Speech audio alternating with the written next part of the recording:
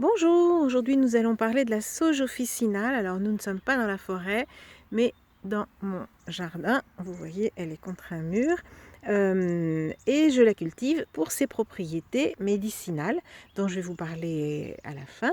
Alors la sauge fait partie des labiacées. Pourquoi? Parce que, comme les autres labiacées, voilà, on dirait qu'elle a des lèvres, que la fleur a des lèvres. C'est une fleur qu'on appelle zygomorphe, c'est-à-dire qu'elle n'est pas, que les pétales ne sont pas symétriques.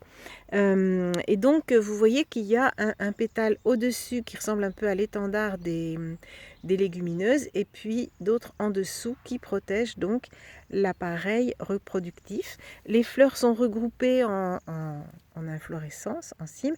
Les feuilles sont gris-vert, un très joli gris-vert. Elles sont opposées. Vous voyez, les deux feuilles sont l'une en face de l'autre sur la tige. Et c'est pareil à peu près, c'est pareil partout. Voilà, ici aussi.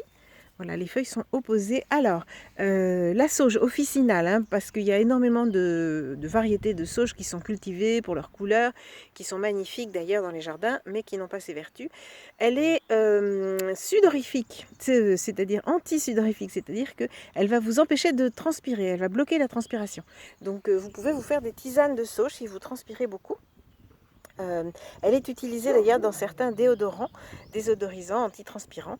Donc elle est digestive aussi. Alors il faut la faire en décoction parce que les feuilles sont assez épaisses. Donc pour faire une décoction, vous l'accueillez avant que les fleurs se fanent. Vous pouvez prendre la plante entière et vous faites sécher en bouquet dans un endroit sombre et assez sec.